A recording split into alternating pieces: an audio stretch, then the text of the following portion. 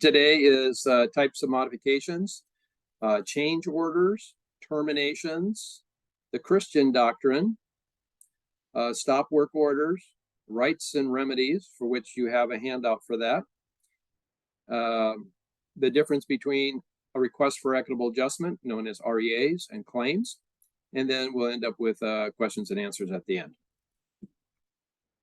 All right, so we got a couple of pages of abbreviations and terms and acronyms related to contract modifications. They're not in any particular order, kind of alphabetical, but I kind of grouped them together also. I suspect we'll have some discussion on any number of these. So just you can raise your hand, turn off your microphone, interject. So first off is B&O taxes. This is important. A lot of contractors leave this out of their price proposal, whether to win the award of the contract or pricing a contract modification. B&O taxes, state of Washington, it's important. State of Washington is one of 8 states in the United States that levies a B&O tax. It's a source of revenue for the state. There are also cities that levy it also. So you don't want to forget about including that in your price proposal because you do have to pay it, and it is a cost of doing business with the government. G&A is general administrative costs, and home office overhead. Those two terms are also called indirect costs. So in a price proposal, you have direct costs, indirect costs, profit, taxes, and so on. Hey, Terry. Question? It does appear that your slide is not advancing again.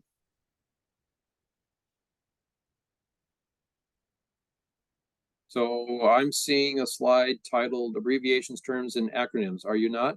Nope. What I can do is, do you want me to control the slide here? That would be fine. Okay.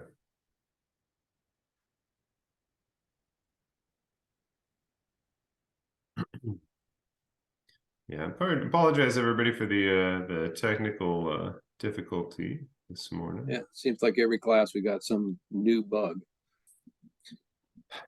Yeah, this is just this morning. Well, yeah, it's the way it works sometimes. This would be a great class to do in person. Maybe we'll do that next year in person. I've got a quick question about the B&O taxes while we go through technical difficulties. Is this something that is typically just paid like quarterly, like other taxes, annually, or what are the requirements for these? Oh, for you paying the state or paying the city? Right. I think that's up to the state and the city as to how they collect it. Okay. If you have, I'm just making an assumption here that if you have a lot of contracts in the state of Washington, that you're probably paying them on a certain frequency, quarterly, semi-annually, or whatnot. I think that one of the bigger concerns is a company that wins a contract in the state of Washington, but the company is from another state. They don't have B&O taxes. And so they don't do enough homework in putting their proposal together, and they submit a proposal that does not include B&O taxes for the state, or they're performing in a city that levies B&O taxes. There's 2 taxes that they've left out of their price proposal. And so then after award and during performance, the state and the city comes knocking at their door and say, oh, hey, I see you won a contract and this is the value and this is the taxes that you owe. What? It's a shock, you know? And so they didn't put it in their price proposal, but now they got to pay it. And so where does that come from? It comes out of profit. So if you had a 7% profit in your proposal, you're now getting less than 7%.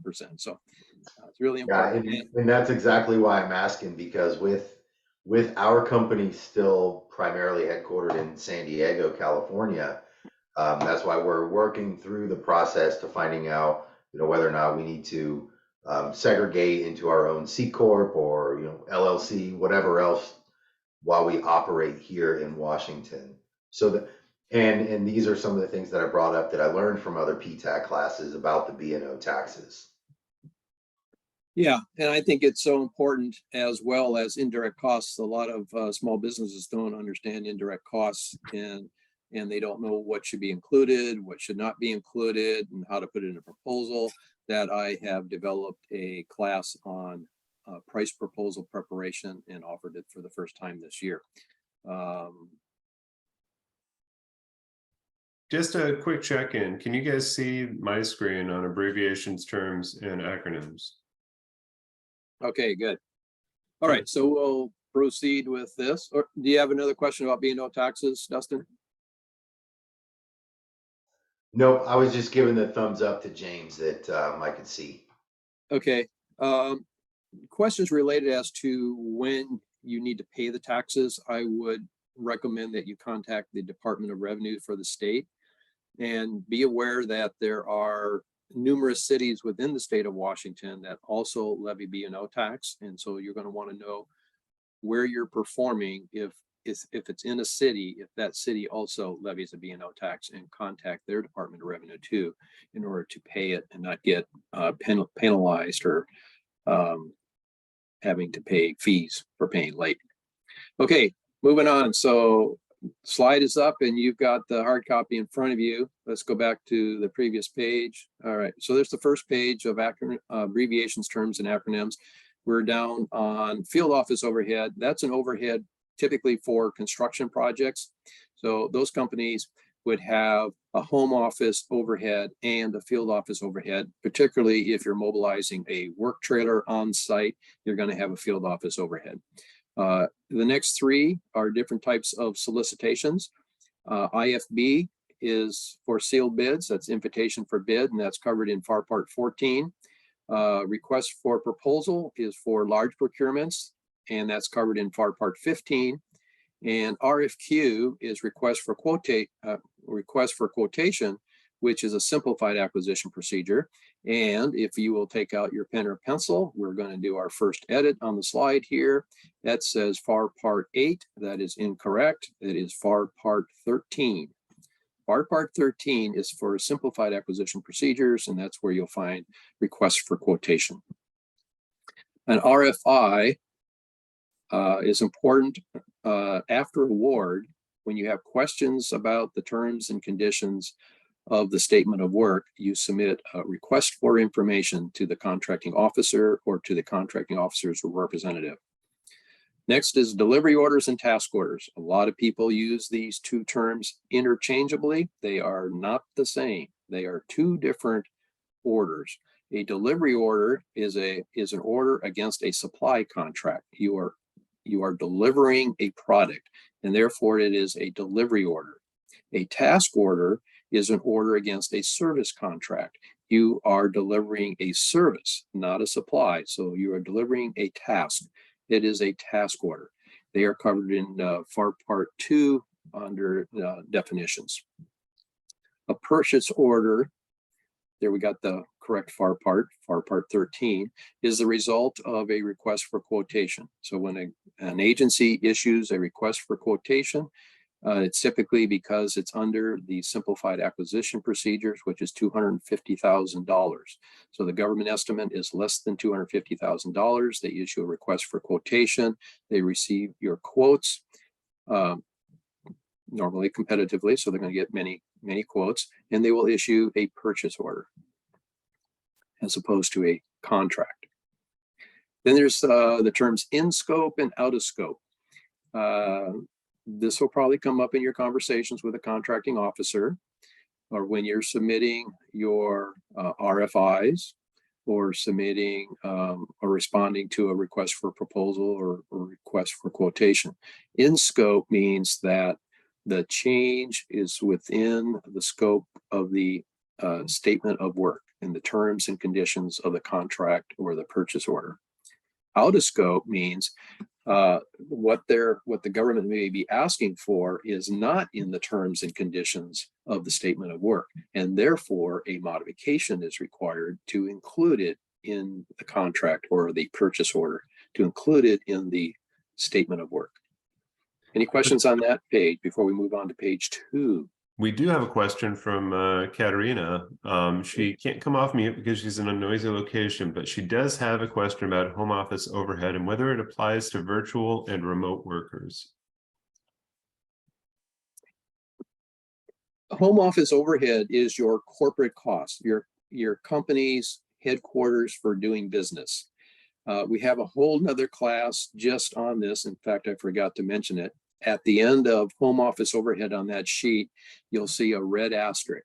All throughout this presentation, wherever you see a red asterisk, means we have another separate class just on that subject that goes into full detail. And so we have another class. In fact, it's coming up this month, November 22nd, from 8 to 10 o'clock in the morning. So if you're interested in learning how to compute it, what can be included, what should not be included, everything about home office overhead, also commonly known as general administrative costs, you can sign up for that class. But specifically, your corporate office costs are like the owner of the company, the receptionist, the secretary, the person who prepares the invoices, all your utility bills, the cost for renting or leasing your building, the corporate car, all the expenses, insurance and registrations, all that. It's all your costs for maintaining your corporate office, regardless if you're in a lease space or you're working out of your home in a bedroom that's converted to an office. That's your corporate office. So it's all those expenses are your home office overhead, or called G&A, or called overall indirect costs. Katrina, did I answer your question? Got a follow-on question? She says, yeah, Okay. she's good with it. Yep. All right, very good. Any other questions on this page? Okay, moving on. Second page. Here's two terms that you want to be fearful of. It's termination for convenience and termination for default. Termination for convenience is when the government needs to terminate, close out the contract for any number of reasons, some of which they've lost the funding for it, or they no longer need the rest of the project. Any number of reasons why the government will do a termination for convenience. They're not terminating because of anything you did wrong. They're terminating it for some reason on the government side. Termination for convenience is covered in FAR Part 49. I'm using another acronym there, FAR. Hopefully everybody knows FAR is Federal Acquisition Regulation. The next one is termination for default. This one you do want to be fearful of. You do not want to be terminated for default. This is because of some action that you did, inappropriately, wrong, illegally, whatever, and the contracting officer is terminating your contract because of something you did. This is not something that you want to take lightly. Hopefully there's been lots of communication prior to this point to work out the problems, so you don't go down the road of a termination for default. The other thing that's associated with termination for default is if the government still needs the requirement and they have to re-procure to get another contractor to either finish the project, continue the project, you'll be held responsible for those re-procurement costs. Okay. All right. So we're going to be talking more about that later in the class. REA and claims go hand in hand. REA is a request for equitable adjustment. There's where, and I provided the FAR part where you can learn more about that, and a claim. The difference between those we will talk about in the class some. It's an REA, request for equitable adjustment, is you're part of the team, you're resolving an issue. It may cost more or less through a contract modification. A claim, on the other hand, is an adversarial relationship with the contracting officer. You disagree with a direction that he's given you, your company, to proceed. You were in negotiations, you weren't successful in arriving at a fair and reasonable price. And as a result, then you submit a claim in the Court of Appeals or with GAO, whatnot, to get equitable adjustment. Next one is PDQQ. I put this in red. I forgot to bring this up in the class when I taught it last year. This is something that I learned very early on in my procurement career, probably in year 1 or 2. And it was in an acquisition class that I was required to take. PDQQ is price, delivery, quantity, and quality. It has stuck with me ever since, and I have passed it on to my direct reports, the people who work for me. And the reason why we bring this up now is because if a change to a contract needs to take place and it affects any one of these 4 elements, then a bilateral modification is required. If the change affects your price, if it affects when you have to deliver it by, if it changes the quantity, if it changes the quality like in a supply or in a construction project, instead of copper, they want stainless steel, and that costs more money. Gary, can you say that again? You said if it's any of those 4, it must be a bilateral change? It is required to be a bilateral change because it is affecting price, delivery, quantity, or quality, and therefore both parties need to agree to that change, which means it needs to be bilateral. Okay, great. We will talk about bilateral and unilateral modifications in this class. Thank you so much. Okay, a couple other terms here. A CS is a contract specialist. A CO or KO is a contracting officer. I'm assuming that a lot of people don't know the difference between the two and use them interchangeably, and they are not interchangeable. They are 2 different things. A contract specialist is a person who's working in the procurement field for the agency. A contracting officer is a contract specialist that has been issued a warrant to obligate taxpayers' money. It's the only difference between the 2. A contracting officer has a warrant, duly authorizing him to enter into negotiations or to award a contract in a particular type of contract, whether it's service contracts, construction, supply, it's all spelled out in their warrant.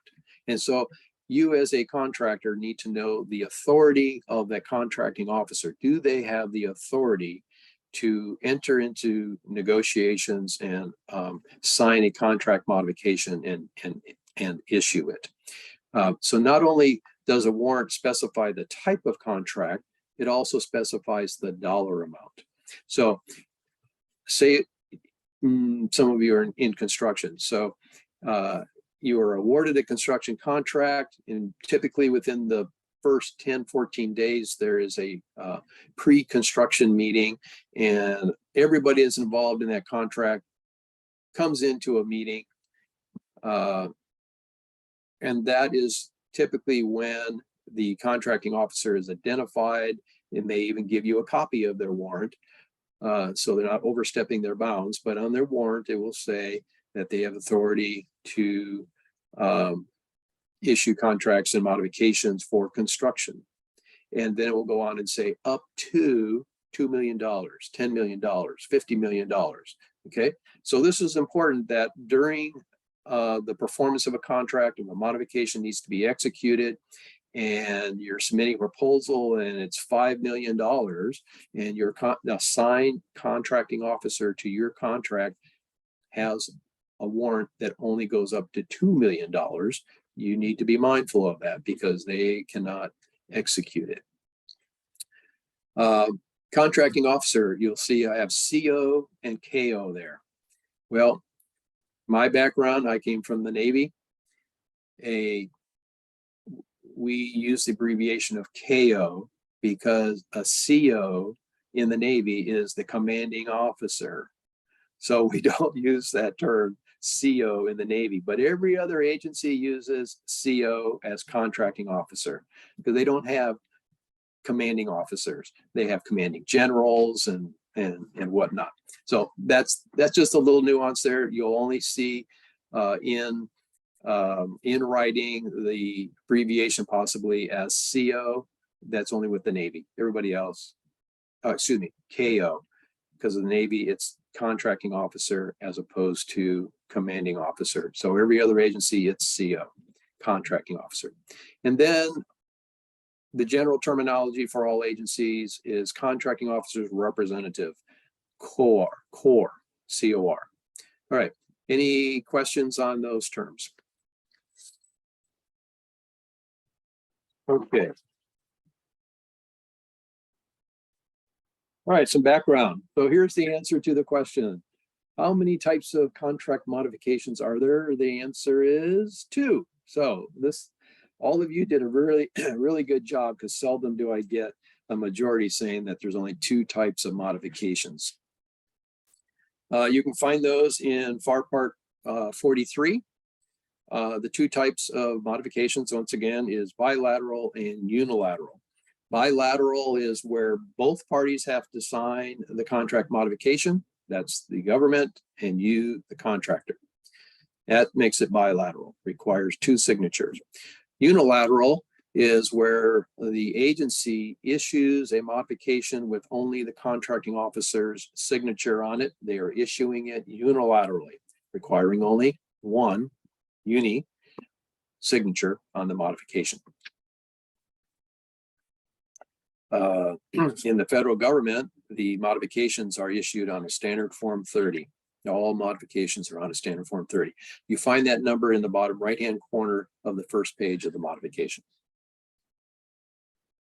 Next page, continuation of background. So normally before contract award, you are in a competitive environment, unless you're an 8A company and the agencies issue you a solicitation to only your company. But normally you're competing for the award of the contract. You're in a competitive environment. So you submit a price proposal. So there's another terminology that probably I need to add to the previous pages, is the difference between a price proposal and a cost proposal.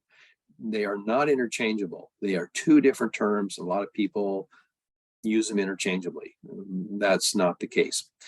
So a price proposal is a single bottom line price. So for example, you're competing for the award of a contract, the agency issues a solicitation, and in the solicitation is a page or more of the statement of work. And they're asking for a price proposal.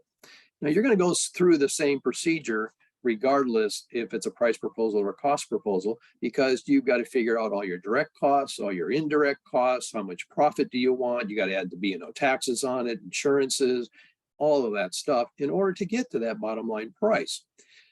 So in a competitive environment, you're submitting a price proposal. So what you're doing is taking your bottom line price and you're giving it to the agency. That's a price proposal. As opposed to after award, which is the second half of this screen, you're in a non-competitive environment. You're in a sole source situation. It's just the agency and you. There's no competition.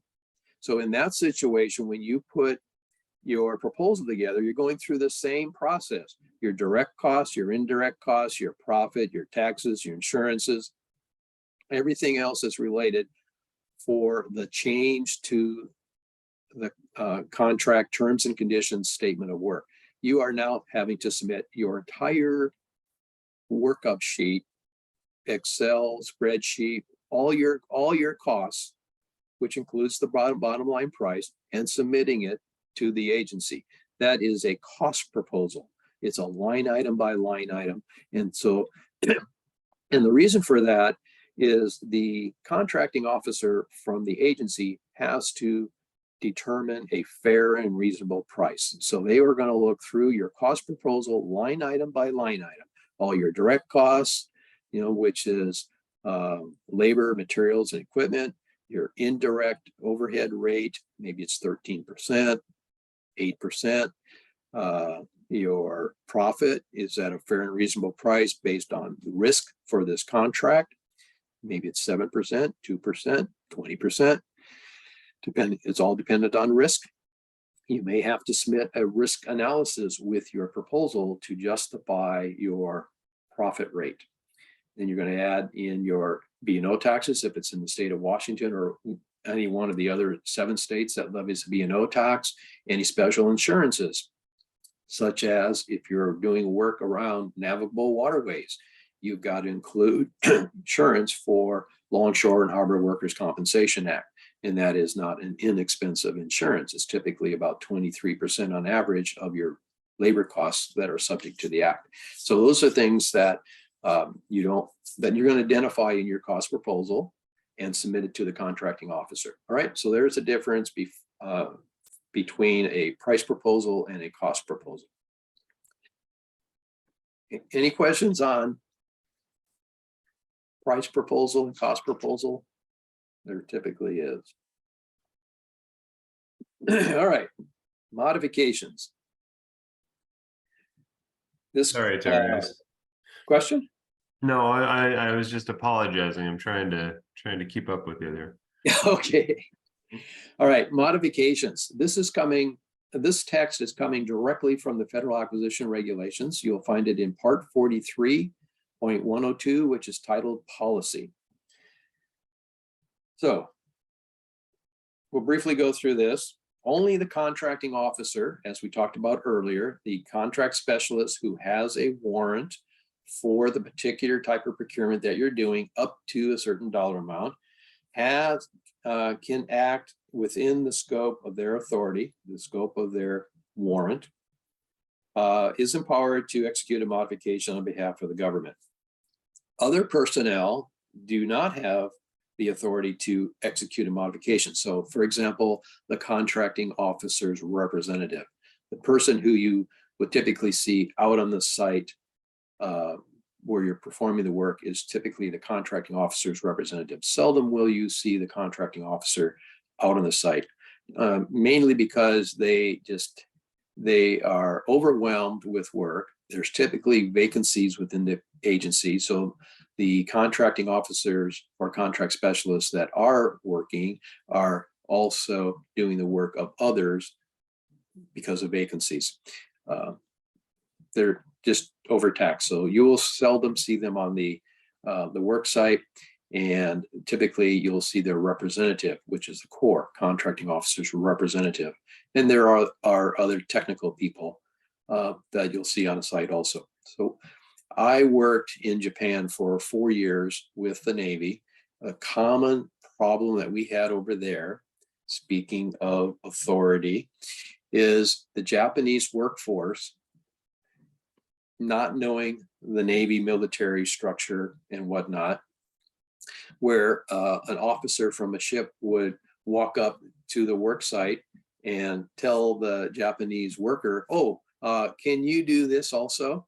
And they didn't know that person didn't have the authority to direct them. And so the Japanese workers would go over and do that additional work. It wasn't in the scope of the contract. And then the Japanese company sent an invoice to get paid for that. And of course, it goes to the contracting officer. Contracting officer looks at that and says, I didn't authorize that change. And so now we have an unauthorized commitment. And it's a huge process, and the commanding officer of the organization gets involved with that. And it was a big problem over in Japan. And typically other countries around the world not recognizing military uniforms or contracting officer's representative, difference from a contracting officer. And so we are always in that state of unauthorized commitments that we have to process because the contractor didn't know who had the authority, and Americans walking up to the job site, talking to the contractor's workers or the supervisor or the foreman, and convincing them that they need to do some additional work. All right, so enough on that. So back to this slide. A1 is nobody but the contracting officer has the authority to issue a modification. 2, act in a manner as to cause the contractor to believe that they have the authority. And that's the example that I was just giving. Then number 3, direct or encourage the contractor to perform work that should be the subject of a contract modification. And we were just talking about that. Subparagraph B, and this, all of this slide is coming right out of the Federal Acquisition Regulation. Contract modifications, including changes that could be issued unilaterally, shall be priced before execution. So I've been a PTAC counselor for 3.5, next month, 4 years. And this is a recurring question that I get from the clients. The contracting officer is directing them to make a change to the contract. And sometimes the agency's contracting officer is saying to the contractor, do it and submit a request for equitable adjustment later. You don't want to get caught in that situation. For the most part, you want the agency's contracting officer to issue you a request for proposal. Identify the change, gives you an opportunity to submit a proposal, you negotiate a fair and reasonable price, the agency submits a bilateral modification, especially if it affects PDQQ, price, delivery, quantity, or quality. That's a bilateral modification. So, and that's what this paragraph is talking about, getting it priced before you start the work. And that often is a problem because one reason, it may affect your critical path of getting the work done. This could hold up you progressing to get the work done because it needs to be done in order for you to go on to the next step. So you might take it upon yourself, assume the risk, and start doing the work without a contract modification. Well, then you've got to start recording all of your expenses separately because you got to submit a proposal for just that changed work and submit a request for equitable adjustment, negotiate a price, and hopefully the contracting officer is amenable and agreeable and can get the money because the contracting officer doesn't have the money, their client has the money. And so then they got to get the money. So this can be a long, protracted process. So whenever possible, so another reason for this class is to understand your rights and remedies for contract modifications. And for the most part, you want to sometimes remind the contracting officer, keep in mind that there's a lot of turnover in government agency procurement offices, that there could be a lot of new contract specialists, new contracting officers that don't have the experience. And sometimes it's up to you to help educate them or inform them, hey, you're wanting a change. You need to issue me a request for proposal so we can negotiate a modification to this contract so we can move on. Sometimes you can play hardball.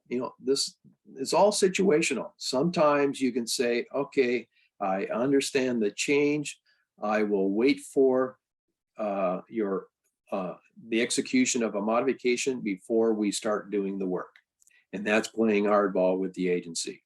You are saying, okay, yes, I'll do it as soon as you issue me a modification. And if it's on the critical path, all work stops until you get that modification, okay? So it all depends. The old contracting officer's answer is, it depends on the situation. And so the next part of subparagraph B talks about if the change will affect the outcome of the contract, and so it is urgent and there's not enough time to do a modification to the contract, then the contracting officer can issue a unilateral modification and direct you to do the work, hopefully with some money on the contract modification. They have come up with an estimate, they've gotten the money from their client, they're putting it on the modification for you to proceed with work. Now, as a result of that, you may decide that you go through your costs and whatnot during the performance of the change, and they only gave me $200,000 for this change, and it's really $350,000. So now you're going to put a proposal together and submit a request for equitable adjustment against that modification that they issued to you. All right, so there's all kinds of situations. That's the end of that page. Any questions on these modifications? Yes, we've got Mark who's got his hand up here. So I did also see Dustin's about like if there's unauthorized individuals that keep doing stuff. I guess I was just going to chime in because I saw this on the other end, and it was kind of on one end hearing you talk, give the presentation, Terry. It makes a lot more sense, but I didn't understand the fullness of it. I was the J4 over in Africa, and my contracting officer was all upset at arms about unauthorized commitments. And to me, it seemed like a simple thing because the job site was actually like thousands of miles away on the other side of Africa, and somebody was there was a cable that was above ground. They asked the guy to dig it under. He dug it under. You would figure each time they were doing things at those job sites, they were nickel and diming, the government, right? And so it seemed that, the person should have known. And so we had to go through all this rigmarole to document what happened and so forth. But it seems that there's an education process on both sides, the contractor and, those that are, either the program managers or the receiving clients, so the contracting officer took a time to educate everybody. And I think, one of those things for us as contractors was like what you were saying, the turnover. So, new people are coming on board. We need to be educated as contractors so we don't get ourselves in a bind. Because ultimately, I think it made the contractor, look bad because here they should have known to not do something, that required a change, right? Correct. Yeah.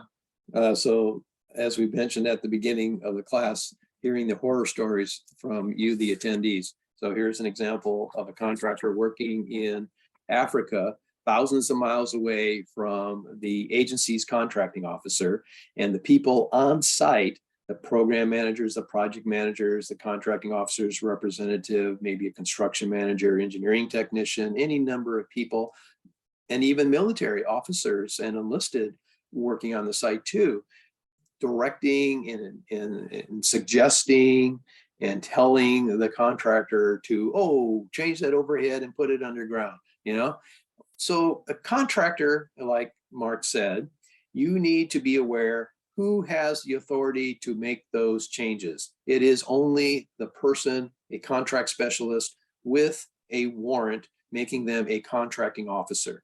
Now, if you're working with United States Army, they do things a little differently, or the Army Corps of Engineers, where their technical people, the engineers, have warrants. But you need to know that as a contracting officer, who has the warrant to direct a change, and in their warrant, is it for this type of contract, and is it for this dollar amount?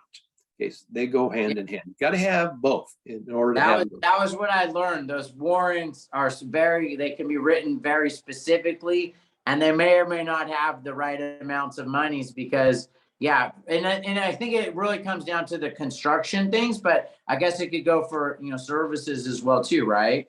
Yes. Yes. So even the service contract. So I administered and awarded base operations support services contracts. So for example, here in the Northwest, we have Naval Base Kitsap, which encompasses maybe 6 Navy installations in the area. Well, one contractor is responsible for maintaining all 6 of those locations. And typically that contract is about $33 million a year, plus task orders can be issued against it for minor construction. So it could be $35, $40 million a year. And in the past, they were 5-year contracts, and now they're 8 and 10-year contracts. So one contractor is responsible for all of that. And so you can imagine on 6 different sites, there's different people on each of those sites that are telling the contractor or suggesting or their wish list of changes. And so it's important for the contractor to know what we were talking about earlier under the abbreviations is in scope and out of scope. If the contractor believes what the people are telling them, we're not talking about the contracting officer, the people on site that are directing them to do these changes, you got 2 things to consider. One, is this change in the scope of my current contract? or number two, is the change so small, so incidental that I'm going to do it and I'm not going to bring it up to the contracting officer because I'm just going to absorb the cost. So then there's number three. Hey, this is out of scope and this is expensive. And so I'm calling the contracting officer, and this is something that the contractor needs to do, is know how to contact the contracting officer. In the case of Mark's scenario, they were in Africa, thousands of miles away. There should be an email or a telephone number to a direct line to the contracting officer and say, hey, so-and-so on site here is telling me to do this. This is very expensive. It's going to take days of months to execute it. Is this something that you want done? That's the communication from the contracting officer. That's the only person that you can be communicating with. It's a contracting officer. It could be the contracting officer's level above or 2 levels above. They all have those warrants to direct you to do the work. And then it comes to the conversation of trying to do what we said on this page here, is to try and get a modification issued before you start the work. Otherwise, it's going to be a long, protracted process to get paid after the fact, if you get paid at all. Okay. And so the communication with the contracting officer is, okay, you want this, can you issue me a request for proposal with a statement of work for this change, and I'll give you a proposal, we'll negotiate and issue a modification. Okay, all right. All right, good So, discussion. Terry, we do have a follow-up question on all that. Okay. What recourse do the contractors have if there's continued unauthorized direction of individuals? That's a great question. I can elaborate on that just a little bit. So in dealing with the types of contracts my company does with naval ship repair, within the government chain of command, there are positions known as shipbuilding specialists, or SBS on the government side. They are essentially assigned a package of work items, and they're kind of the managers of those items. And what we have seen in the past is the SBS will be on the deck plates trying to direct the contractors, whether the prime contractor or subcontractors, to do these types of little changes. And in my own experience, the government project manager has even spoken with said SBS to stop doing that, but the individual didn't. And as much as our company tried to express to our own employees, your change of work scope only comes from us, they have this mindset that they want to work with the government. They want to treat them as a team. We're all one big happy family, and we just want to try to do things to make everyone's life easier.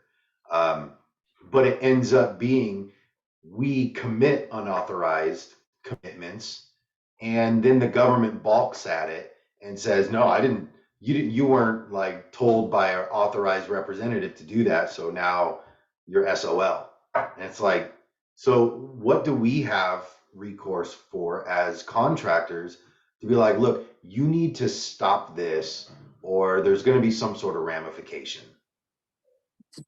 Absolutely. So there's a number of points there. And one that you said, working with the government as a team member to fulfill the requirement. And we're going to talk about this probably on the summary page, is the contractor, the contractor's subcontractors, their vendors, the contracting officer, the ultimate end user, the client. Everybody is a member of the team. And once that contract is awarded, to executing it and fulfilling it on schedule, on price, the contractor makes a profit.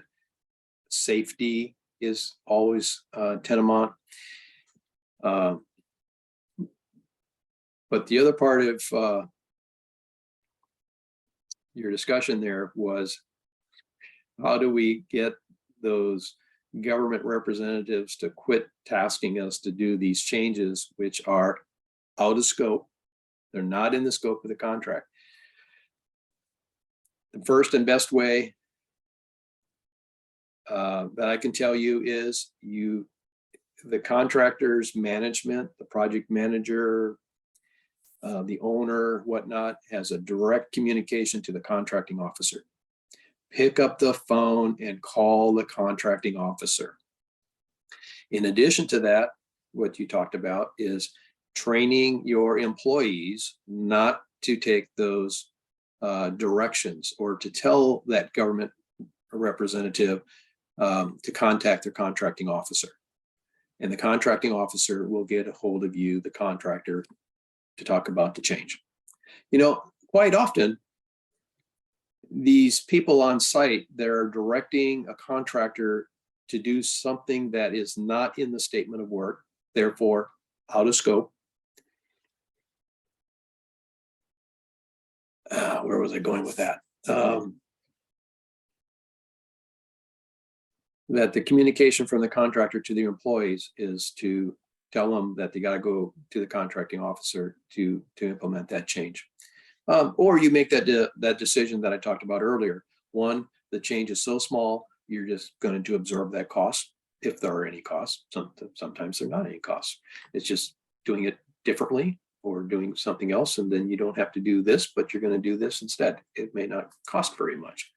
So you go ahead and make that change. But you should also note those changes, you know, because in the future, it could come back to bite you. You know, towards the end, there's usually a final inspection by the government agency, and they're coming out and they got the copy of the contract, they got the statement of work, and they're coming out and taking a look to see that you did what was in the contract. Well, if you did something different, it's not in the contract, but you say, oh yeah, but 2 months ago, so-and-so said to do this. I did it. It was minor. It didn't cost a lot. So we just did it. And now the government agency agent is looking at this and say, I don't see any notes here from the contracting officer that he approved that, you know, so a lot of different issues. Okay, but always your first course is to contact the contracting officer for clarification. Is this something you want? I was told to do this. Okay. Mark had a follow-up question. Yeah, I was just gonna say that it could just be that simple unawareness, right? I mean, I even had to just go back to my statement of work that they sent, and I was like, I mean, it was a pretty flimsy statement of work, but I mean, still, that's what we agreed to, right? And so, you know, it could just be as simple as that. But it sounds like that, you know, over time, Dustin's guys are, you know, getting taken advantage of. And but it could be just that simple. Hey, call to the contracting officer. I mean, it sounds like not at Dustin's level, but maybe it's someone, you know, up above in their, you know, their education too. Right. So typically what Dustin was talking about, we call those field changes. And so there should be a recording of all those field changes. And sometimes the agency, the contracting officer, may take a number of field changes and incorporate them into a contract modification. And so then they become in the scope of the contract. And as we were just talking about, towards the end of the project, the government representative comes out to inspect the project before the government accepts the project and closes out the contract, that, oh, there is a list of field changes that were incorporated into the contract. Okay, so the scope of work said replace the overhead cable, but what you ended up doing is you put a new cable in, but you did it in the ground. It didn't cost much more. You didn't ask for a modification, but it's a field change and it's on the list of field changes, so that government representative who's coming out and doing that final inspection sees, oh, that was a field change. Okay, it's not overhead, it's in the ground now. So it's fine. Okay, good. Any other questions before we move on to proposal for modification? I did have one other question in the chat, and that's whether or not we as the contractors are able to request the warrant values from the applicable government personnel. So I missed that. Request what? The warrant values of the different government personnel. Yeah, so there's a couple of different ways agency contracting officers can provide that information. Sometimes they will actually give you a photocopy of the contract specialist warrant. And so you actually have a copy of it, and it says what they have the authority for and any dollar limits. Or at the beginning of a contract, there's typically within 10, 14 days, the pre-performance conference or the pre-construction conference. That is one of the things that is supposed to be on the agenda on the government side to tell the contractor, in the presence of the contractor, who is the contracting officer on this project and what is their authority and what are their limitations. And so that will typically be in the meeting minutes of that conference. So there's a couple examples of how that can be done. But that is something, as you, the contractor, need to get at the beginning of the contract: who has the authority and what are the dollar limits. Okay. Thank you. You're welcome. All right, so we are on proposal modifications.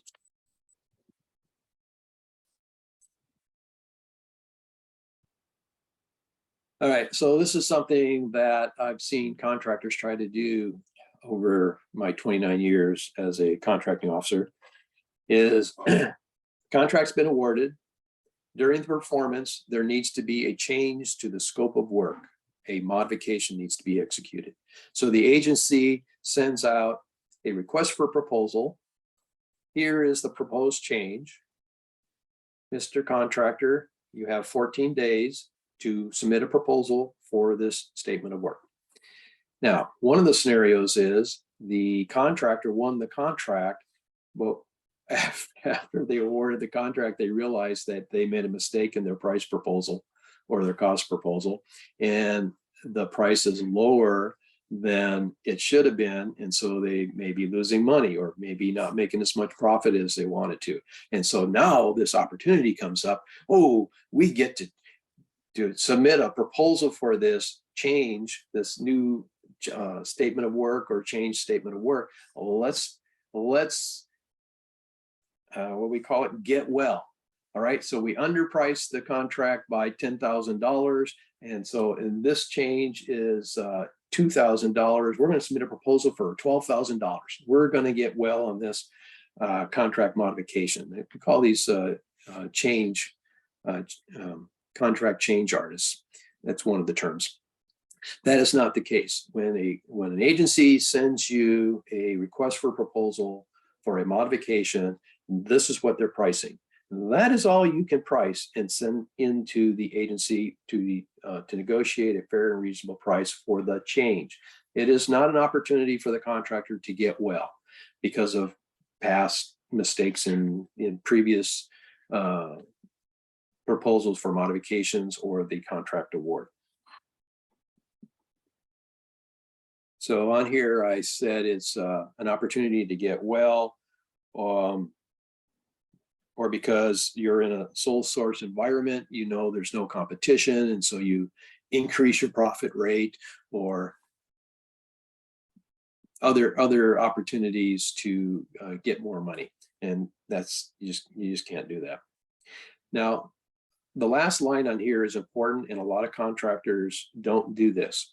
When you submit a proposal, you need to put an expiration date on your proposal.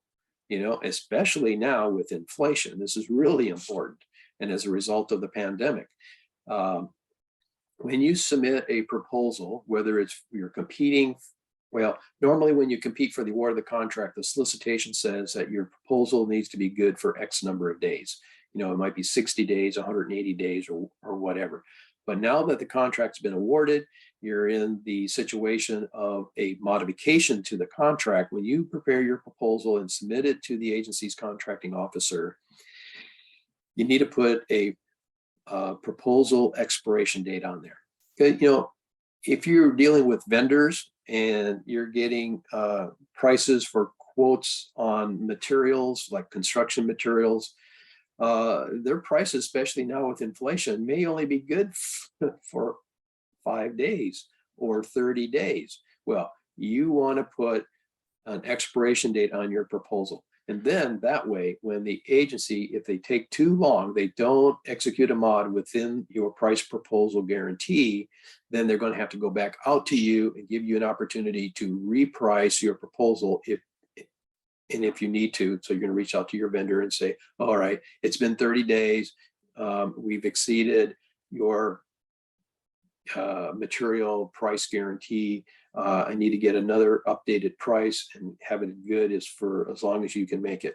And then you put your price proposal together for a revised price for the contract modification and send it into the agency. So important to put an expiration date on your proposal. A lot of contractors don't do that.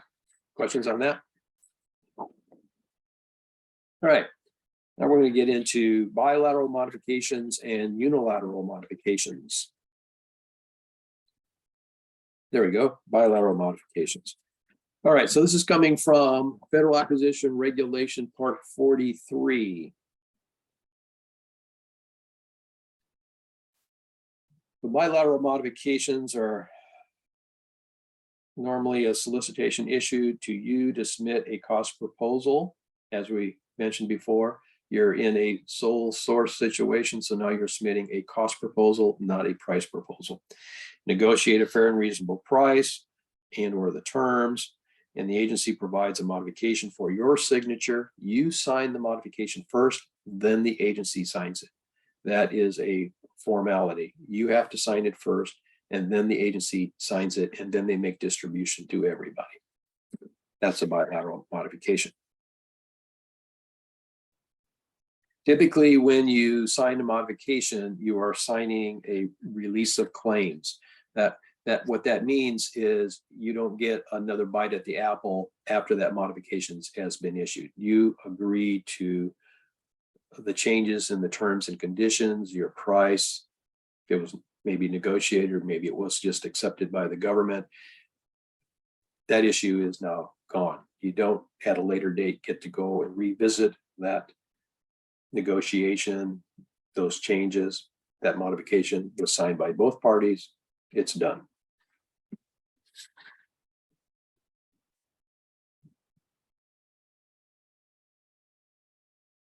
Any questions on bilateral modifications? The next slide is examples of bilateral modifications.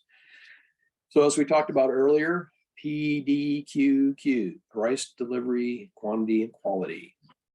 So examples of bilateral modifications is changes to the delivery schedule. Maybe the government wants it done faster now. The contract was awarded to be completed in 12 months, 1 year. And now something has come up on the government side and they now need it in 6 months. Oh my gosh, that's going to affect your price. That's affecting delivery. So just those two things requires a bilateral modification. So, under the scenario of changing the period of performance from 12 months to 6 months, it could be now you got to work overtime. You got to work 2 shifts. You got to work holidays. You got to work weekends. That definitely affects price. Quantity increases. If they ask for 1 aircraft carrier and now they want 2, that's an increase in quantity. Okay, so that's a bilateral modification. Increases or decreases in quality. So if the contract was for 10 Chevrolets and now they want 10 Buicks, that's an increase in quality in most people's minds, or a Cadillac. Okay, so that's that would be an increase in quality. Same to be said about decreases. If they wanted stainless steel and now they only need chrome, that's a decrease in quality. So the price of the contract will typically come down. Not always, but typically will come down. Adding or deleting clauses. So this is not an uncommon situation where an executive order comes out from the president or Congress dictates that all existing contracts need to have this clause amended or modified into a contract immediately, not for future contracts, current contracts also. And so they're adding a clause to your contract. Don't take that lightly. You need to read the entire content of that clause because it may affect your price of your contract. So if it does, put a proposal together, submit it to the contracting officer, as a result of you adding this clause, this affects my price, and here's my proposal for that. Enter into discussions, come up with a fair and reasonable price, and they execute the modification with the new clause and any price change. And changing out any other terms requires a bilateral modification. Any questions on bilateral before we move on to unilateral? Okay, unilateral modifications, there's the reference FAR Part 43. So typically the agency doesn't have enough time to negotiate a change, and so they issue a unilateral modification.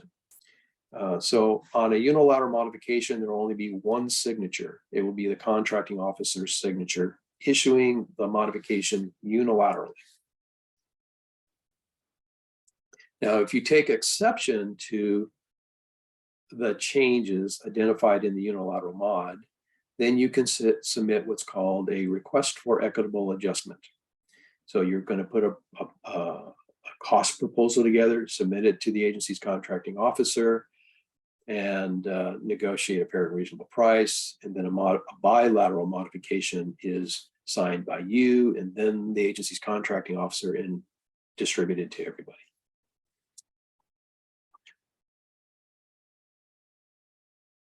Another example of a unilateral modification is contracts that have multiple years in them.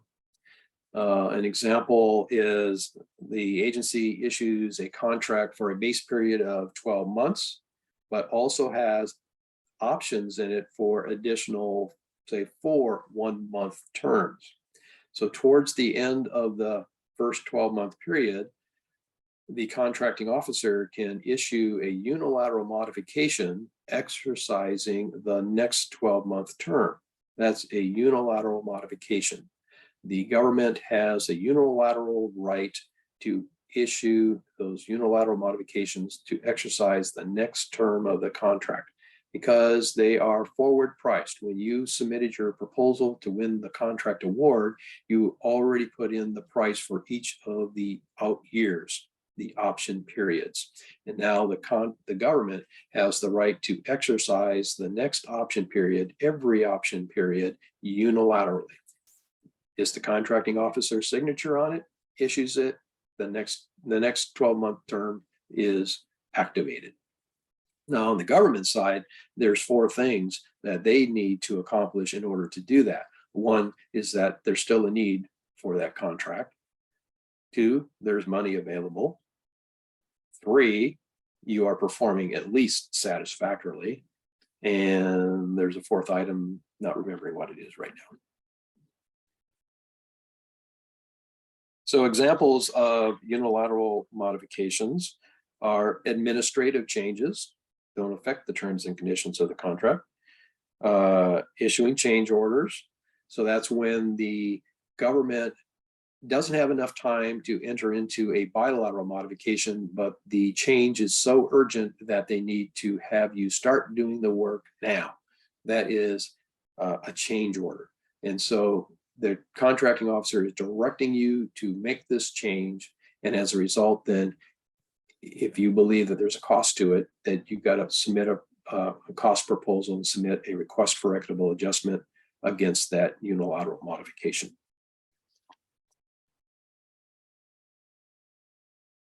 Other examples are the option clauses that we talked about can be exercised unilaterally. Suspension of work clause, the government always has the right to, hey, stop work, or a partial stop work. Continue on this, but don't do anything more on this.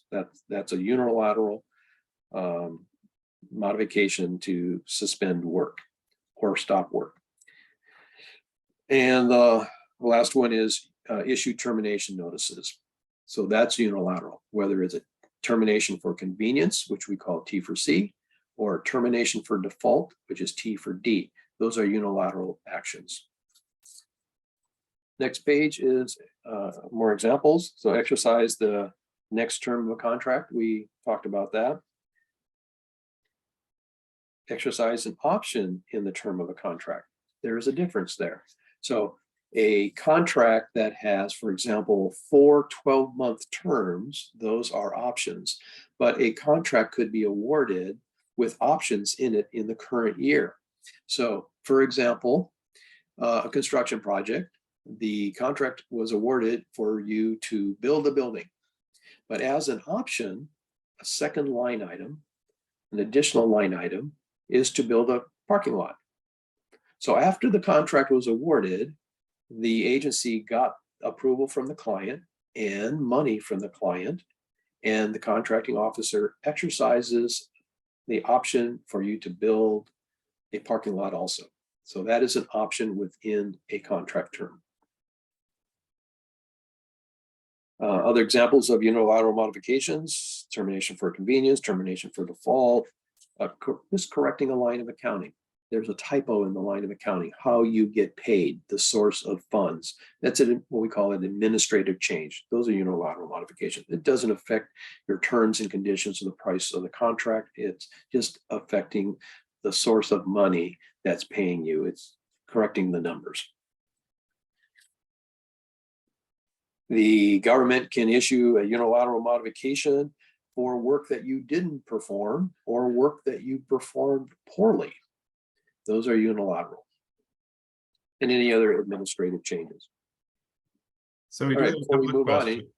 any questions on unilateral modifications? Yeah, actually, Dustin asked, is there a specific FAR clause for stop work orders?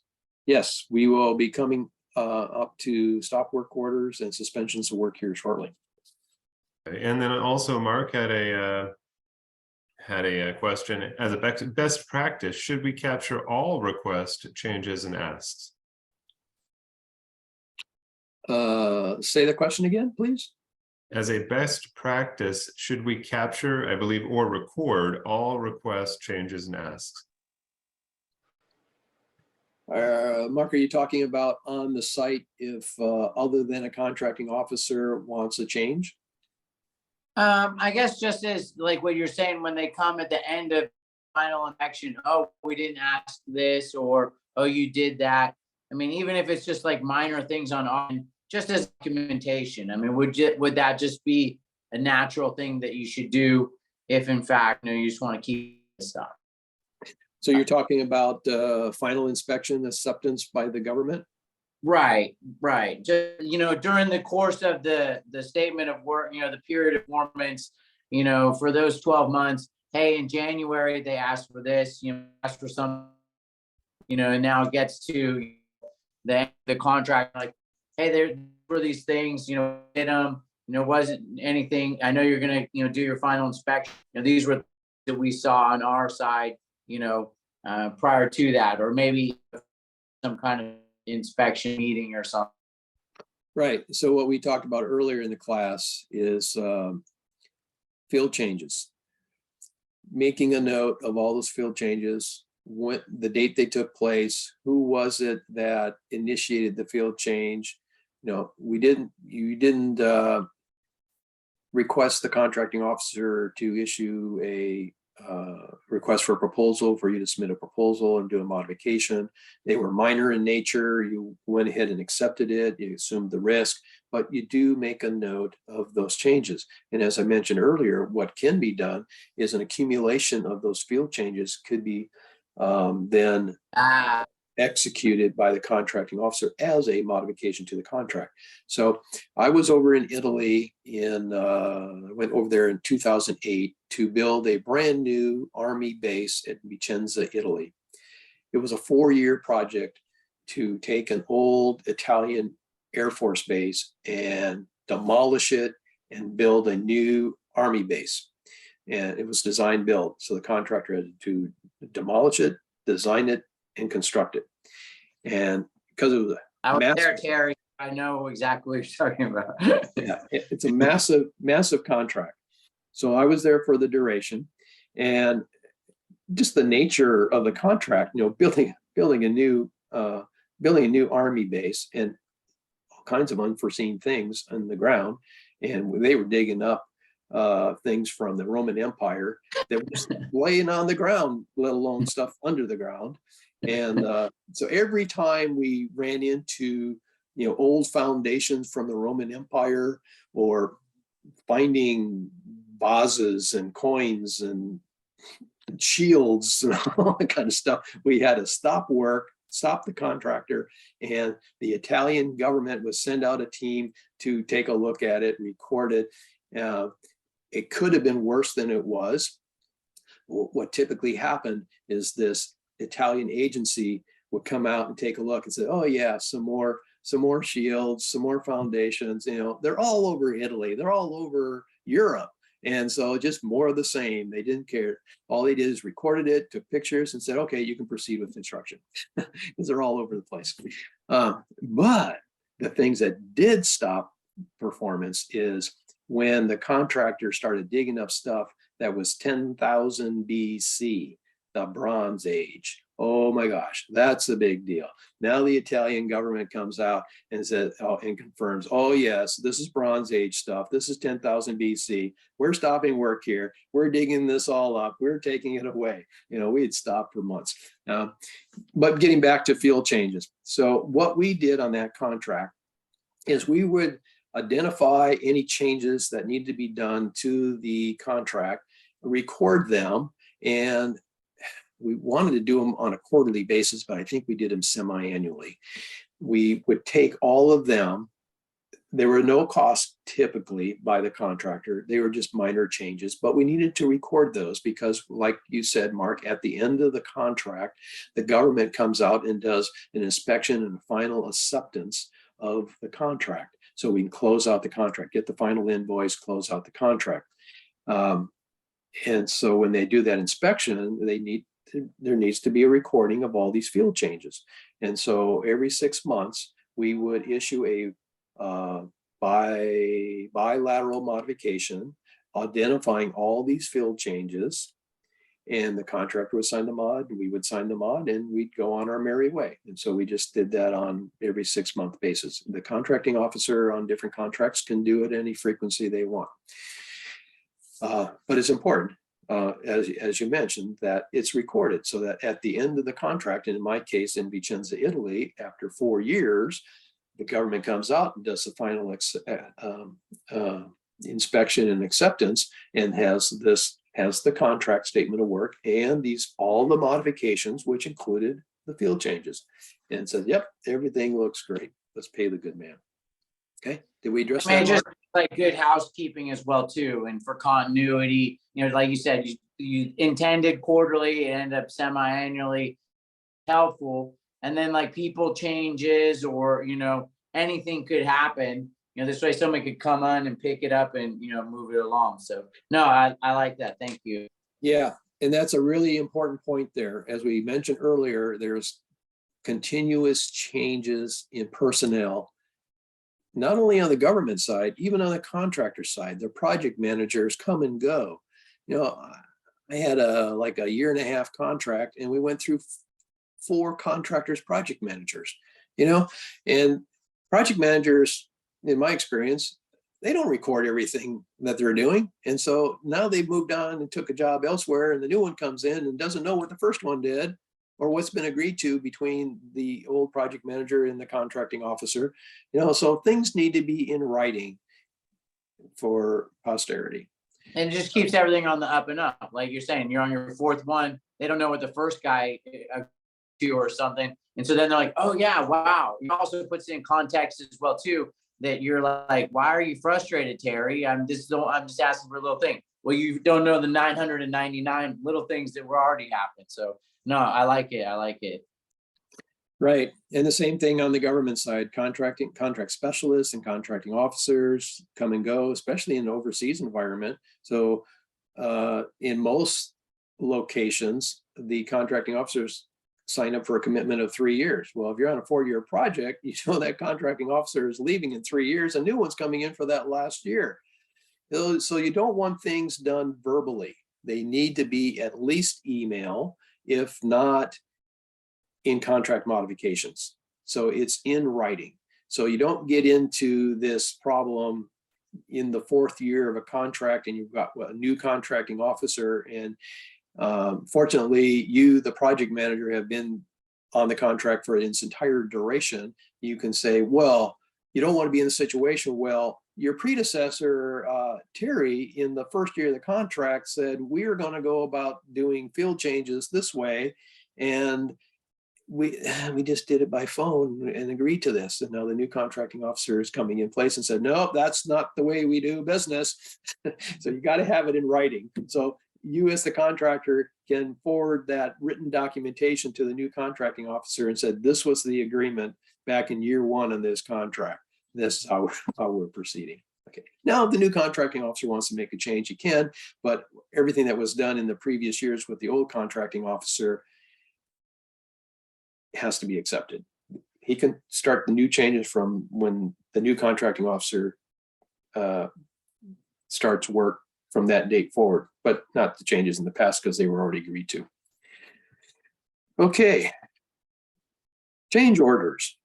So this is where the government directs the contractor to do a change to the contract. That's a change order. And then you typically have to make the project management or owner's decision whether this change merits going through spending time and resources and coming up with a cost proposal to submit to the agency for this change, or you're just going to accept it because it doesn't cost very much. You're just going to accept it and do it.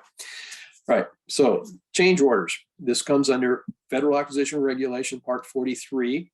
This subparagraphs A, B, and C come right out of the regulation. I did not make any changes to this. This is, if you went to FAR Part 43.201, this is what you would see. So subparagraph A, generally the government contracts contain changes clause that permits the contracting officer to make a unilateral change. Okay. It's within the scope of the contract. So you got to keep that in mind. They can make changes as long as it's in the scope of the contract. Can't do out of scope changes. These are accomplished in writing on what we talked about earlier, a standard form 30 for a contract modification, and it's called the change order, and the modification will cite the changes clause that's in the contract. So paragraph B, on a changes, the contracting officer is issuing a unilateral modification for a change. Once again, it's in scope that you must perform. You must do the work. So you're setting yourself up to having to submit a request for equitable adjustment during the performance of the work, because the contracting officer is directing you to do this change because of typically urgency. So paragraph C, the contracting officer can issue this electronically via an email. I did this frequently. I would call the contractor, the person who has authority to enter into discussions for changes, modifications to the contract, because as we mentioned earlier, and I think it was Mark that mentioned it, or maybe it was Dustin, that after award, the government needs to tell you who has the authority for this type of contract and their dollar amount. Well, the same is done on the contractor side. The contractor after award has to submit a letter to the government saying, so-and-so has the authority to negotiate modifications. Their authority is up to X number of dollars. And they may list 3 people and all 3 of them have a different dollar amount. So it works both ways. So when I, as a contracting officer, go into a conference room and you're sitting on the other side of the table, I want to know that you have the authority to negotiate this contract modification. I'm going to ask you if I don't already know. And if you don't, this meeting's over. There's no point in me having discussion with you, your contractor's representative, who doesn't have the authority to negotiate a modification. We're done. We'll have set up another meeting. Tell me who has the authority, and we will then have discussions on a fair and reasonable price for this contract modification. So subparagraph C, I would call the contractor and say, hey, we've got this urgent requirement. We need to make this change. And with that same day, I would follow it up with an email of what we just discussed, saying a short description of the change, the estimated dollar value, when it needs to be completed by, And then it's got my signature on it as the contracting officer. Having done this, though, within my agency, I think it is within 24 hours or 3 days, follow up with a unilateral modification on a standard form 30. You're putting in writing what you said orally and in an email, following it up with a standard form 30 unilateral contract modification.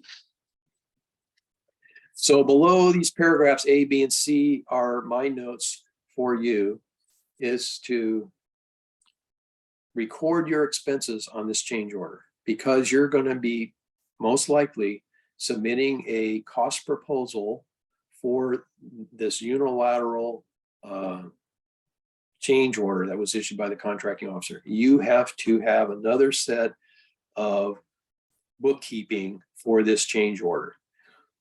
This is really important because you're going to need this to show your expenses, to negotiate a fair and reasonable price that will result in a bilateral modification that you're going to sign and the contracting officer is going to sign. In the last sentence there, the clause states that you must assert your right to an adjustment underneath the clause within 30 days from the date of receipt of the written order. This is important. This is in the clause. We're going to be talking about rights and remedies here shortly. So if and when the contracting officer issues you a change order, a unilateral modification on a standard form 30, and when you receive it or shortly after you receive it during the performance, you realize this is a significant cost. You want to get compensated for this change. So you're going to start recording all your costs associated with this change, and you're going to submit a request for equitable adjustment. But what this sentence is telling you, that in the clause, it says that if you intend to do that, you need to give notice to the agency's contracting officer within 30 days. Because if you don't, you lose your right to submit a request for equitable adjustment. Okay, very, really important. Any questions on change orders? Very common occurrence. Terminations comes under Federal Acquisition Regulation Part 49. There are two types. There's termination for convenience and termination for default. We talked about these at the beginning of the class. Convenience is when the government needs to terminate the contract for any number of reasons. This is not your fault. This is the government is taking this action. The government needs to do this. You will want to submit a request for equitable adjustment. So you're going to get a unilateral modification stating that they are terminating the contract for convenience. This gives you an opportunity to submit a request for equitable adjustment for all your costs up to the date of the termination for expenses that you haven't already been reimbursed for. So typically on a contract, you get to submit an invoice every month. The termination comes along, you have costs from your last invoice to the date of the termination. You're submitting a request for equitable adjustment to recoup or to get paid for those costs. Also, a lot of scenarios is you are ordering materials from vendors and you may have them in storage, but you haven't put them on site. You haven't incorporated them into your project, whether you're building a ship or you're building a building. And so in that modification that the agency's contracting officer has issued you a termination for convenience, you can only get paid up to the point of the termination, not for anticipated profit into the future. But you may have materials that you cannot send back. And so you're going to put those costs in your proposal, or you're going to put those costs in your proposal because you had to pay for them. They're in storage, and then the government will pay you for them, but they're going to take possession of those materials typically. Other scenarios is you received a termination for convenience, you received some materials, or you have some materials in shipment. They can be sent back to the vendor. There may be a restocking fee. Well, that restocking fee you can put in your proposal because that was a cost to you. So any costs that you incur, you are rightfully can be reimbursed for those costs in a termination for convenience. Okay. And next is termination for default. This is because of something you did that was in violation of law or not within the terms and conditions of the contract that you couldn't remedy.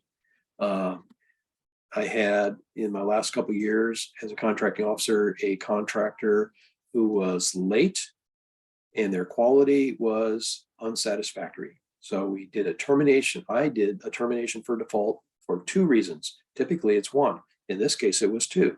The contractor was over a year late and the quality of their work was not in accordance with the contract statement of work. So termination for default, contractor was at fault. Under that situation, as I mentioned earlier, you're going to get a bad performance evaluation that's going to haunt you for at least 5 years because it goes up into the internet, and all federal agencies can see that contractor's performance evaluation was unsatisfactory because it was a termination for default. Also, you can be held liable for the re-procurement costs for the agency. If the agency decides, yep, we still need this, but this contractor we're terminating, and now we're going to have to resolicit and award a new contract, and all those costs incurred for that effort of resoliciting and awarding, all the labor efforts and whatnot, you can be responsible for as the contractor who was defaulted, that was terminated for default.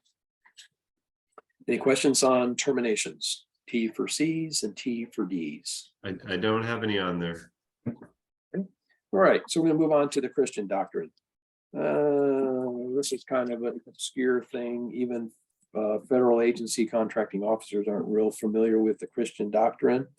So this began in 1963. The courts held that certain clauses are so integral with public procurements that they are deemed incorporated by operation of law, even if they are omitted in the contract.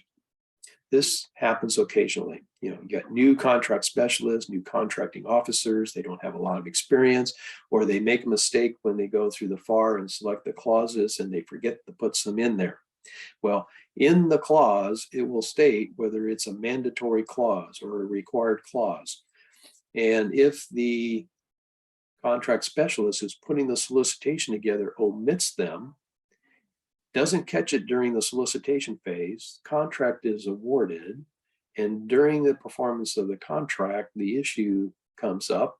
Contractor takes exception and says, the clause is not in my contract. So back in 1963, this went to the Supreme Court, and the court ruled that this is a mandatory clause. It is operation of law. You, the contractor, have to assume that the clause is in the contract. Contractor lost. So this applies to many clauses. And if the FAR states it is required, it is a required clause, then it is part of the contract, even if the contracting officer omitted it in the contract. So this is called the Christian doctrine. So this reminds me of an issue that occasionally comes up with the Department of Labor wage determinations, or also known as general decisions. It is, and this went to court and the contractor lost also. An agency issued, let's say it's a service contract, issued a solicitation and made no mention of the Department of Labor's wage determination under the Service Contract Act. Issued the solicitation, no contractor brought it up. Proposals were received, evaluated, a contract was awarded, and still awarded without the Department of Labor's wage determination incorporated in the contract. During the performance of the contract, the contractor is held responsible for paying the labor rates for the blue-collar workers in accordance with the Department of Labor wage determination, even if the wage determination is not in the contract. The courts ruled that the contractor is to know how much they're supposed to be paying their employees on a federal contract. So that's related to this. If the contracting officer leaves out the Service Contract Act clause informing all the potential offers that the solicitation and the resulting contract are subject to the Department of Labor's wage determination, the contractor is responsible. You know, it's even the case where if the contract specialist puts the wrong wage determination in the contract, they make mistakes. They're human. They're not infallible. They make mistakes. It's important on your part, if you see a solicitation and you're reading it and it looks like, hey, this is subject to the Service Contract Act, and the wage determination is missing and the clause is missing in the contract or in the solicitation. It's really important then that if you suspect that it is subject to the Service Contract Act, then you need to issue a PPI, pre-proposal inquiry, during the solicitation phase and bring it to the attention of the contracting officer so that they can issue an amendment to the solicitation providing the Department of Labor wage determination. So all the employees get paid properly, hourly rate plus fringe benefits. Any questions on Christian doctrine? All right. We're okay? All right. Next, question came up earlier, stop work versus suspension of work. So stop work orders applies to service contracts, supply contracts, and research and development contracts. And there's the FAR site for you to read more about them. The order made, so once a contracting officer issues a stop work order under a service contract, one of four things is going to happen after that's been issued. One, the contracting officer cancels it and work can resume. Two, the stop work order can be extended, because typically when a stop work order is issued, there is a expiration date on it. So the contracting officer during that period of time can issue a modification to extend the stop work order. It can expire. And when it expires and the contracting officer hasn't done anything about that stop work order, you can assume it's lifted and you can start work.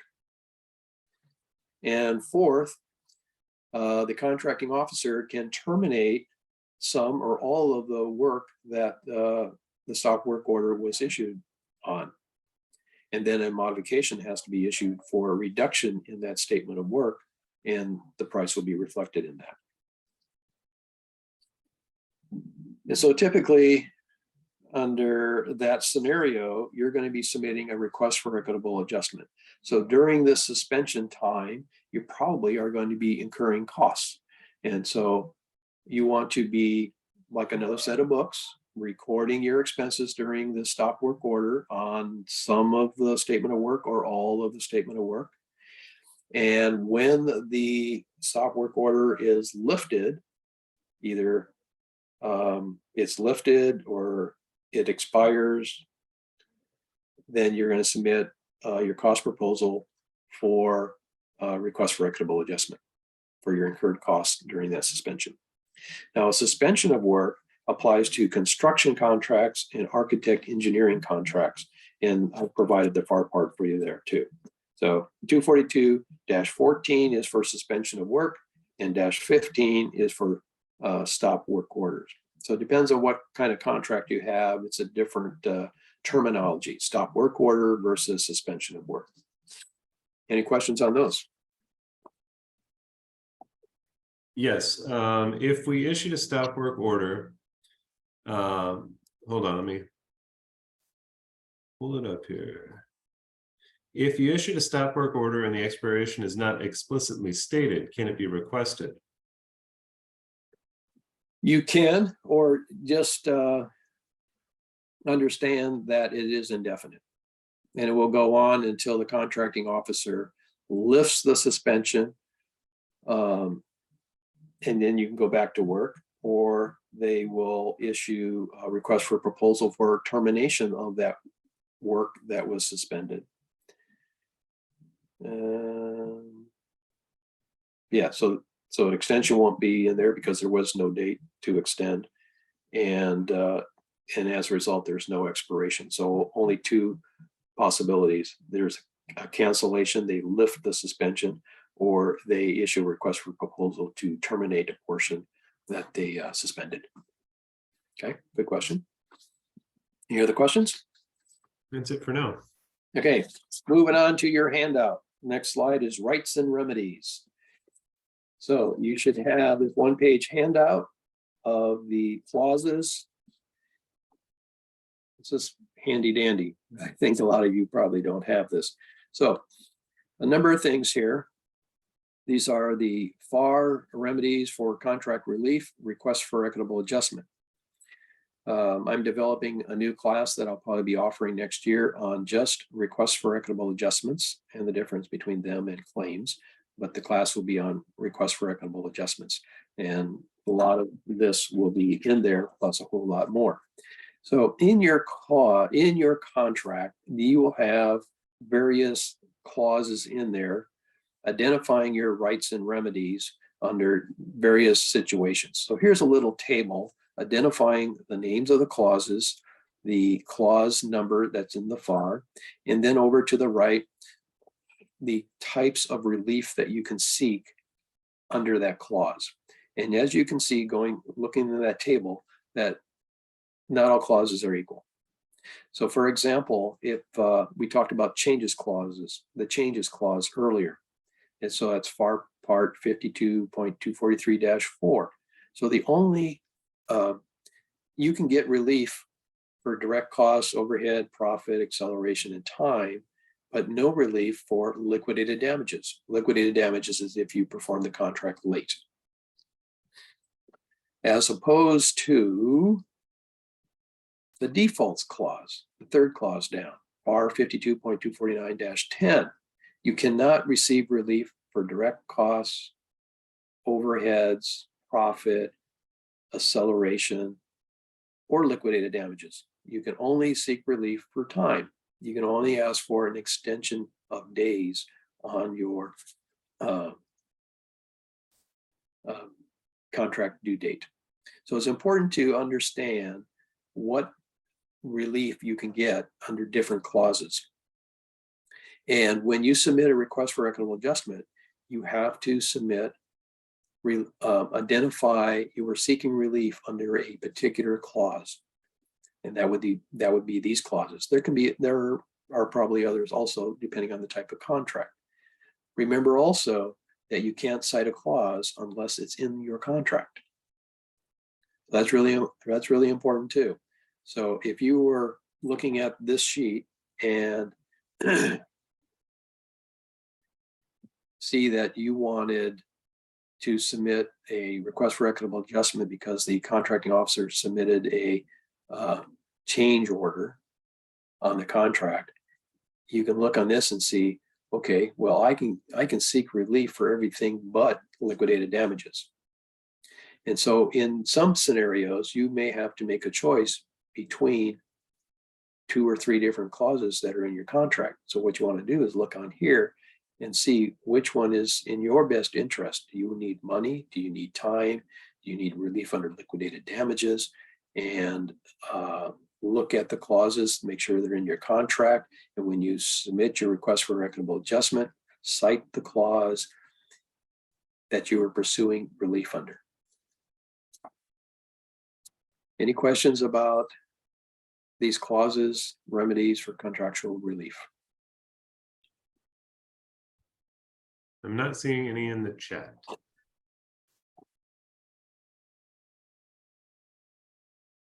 All right, let's move on to REAs versus claims. REA is a request for equitable adjustment. We've had quite a bit of discussion on those so far. So in REA, you're working in a partnership with the agency to arrive at an equitable adjustment for a changed condition. You are one of the members of the team and you're resolving an issue. you're submitting a request for equitable adjustment, submitting your cost proposal, typically for a price change or a change in the terms and conditions of the contract. You're doing this under the guise of a partnership, a team member to resolve an issue. It's a request for equitable adjustment, as opposed to a claim. You believe that you did not get a fair shake with the contracting officer. You believe that in the discussions, the contracting officer did not compensate you adequately for the change that you were seeking. And as a result, then you are going to pursue it in the courts or with the general accounting GAO, general accounting office. So you're now submitting a claim. You are now entering into an adversarial relationship. It's you against the government, because you didn't agree with the terms that the agency was dictating to you. And now you've got to bring in your lawyers. It's going to cost you more money. You're paying for your lawyer to put this claim together. If you go to court, you're going to have court costs, and typically claims take months, if not years, to get resolved. So you got to weigh the benefits and the costs of entering into a claim. In my agency, I stressed that we want to resolve all our REAs, prevent going into a claim situation. It just causes more work for you, the contractor, and for us, the government procurement office. So we always strive to resolve the REAs that's amenable to both parties, the contractor and the government. Questions on REAs and claims? How are we doing for time? 6 minutes. Oh, look at that. Last one is questions. That's pretty good. All right. Let's talk about anything on any of these slides when it comes to contract modifications. Any questions before we get into the summary? And feel free to come off mute during this section. Yep. Take your mics off. No questions? All right. No question, just a comment. I appreciate this handout. Whether it's fortunate or unfortunate, have been a part of a number of REAs, some that have turned into claims, and being able to have this little cheat sheet to know from the outset of whether we've been told by the government, you know what, just submit an REA, because whether they didn't want to deal with having to come up with the funding then and they wanted to push it down the road. But for any of those who have not been a part of an REA, it is extremely important to track all of your costs. One of the things that we had to do was actually supply time charge reports for people. We had to generate brand new charge codes specific for that REA, track the hours spent, what departments were spent doing it, and nearly what those people were actually doing as part of the backup documentation for an REA. So seeing this and knowing what we can and can't include is a massive help. So thank you for that. You're welcome. One of the benefits of attending one of my classes, I provide assistance and help. And for all of you that are in attendance, if you need any assistance in contractual issues, pre-award or post-award, submit a request to James Davis, our local director here, and he will send it out to one of the counselors. And we're more than happy. This is why we exist. We're here to help you, and it's all free. The Department of Defense gives us a grant each year. That's why it's no cost. And so you don't need to go out and hire a specialist and pay thousands of dollars, whatever, because PTAC is here and we do it for free. All right, so let's go into our summary. Hey, just really quick, Terry, I have a question, a piece of information that I heard, and it kind of fits in here because you were talking about period of performance, and I think this would happen on like larger type contracts, not ones that I'm going after right now, but maybe it would just help me better understand, because I was asking about when I was having challenges with the option years and trying to, work with the Coast Guard to get things sorted out. And I was told, hey, don't think of it as option years, think of it more as periods. And so if somebody was doing like a big contract and they knew, hey, my threshold is 10 million, but it's really going to cost like 20 million. I'm going to write it up as 10 million. And then we can, so the base year plus the option years, collectively being to this amount. Okay, we'll burn through, we'll pull some of those option years forward via like modifications and using the funds. And then, once the money's exhausted, then we'll just recompete it and do a new contract. Is that type of stuff, truly accurate? Like, I mean, it seems like the government is kind of sneaking it. I guess I'm specifically asking on my side as a contractor, as I'm putting together proposals, it doesn't seem forthright to like put in a bid. And I think you kind of mentioned it is, hey, you're going to request a change because you kind of lowball. Is that like, I mean, I guess I just want to go about, the proper understanding here. Okay, you opened up Pandora's box there. You had a lot of questions there. Let me see if I can remember most of them. And if You have 1 minute. Pardon me? You have 1 minute. 1 minute. It's not going to happen. Okay.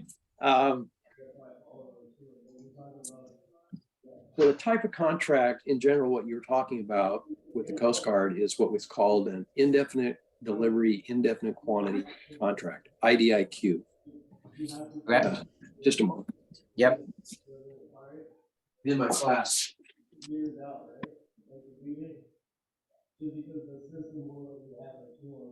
little background noise. Okay. And they are typically for multi-term, and their contracting officers can use different phrases. So there's option periods, there's terms. I think you mentioned another term also there, but they all have the same meaning. So typically, there's multi-year contracts, and there are contracts that have multiple options or multiple terms. A multi-year contract can be a contract that's awarded. It can go on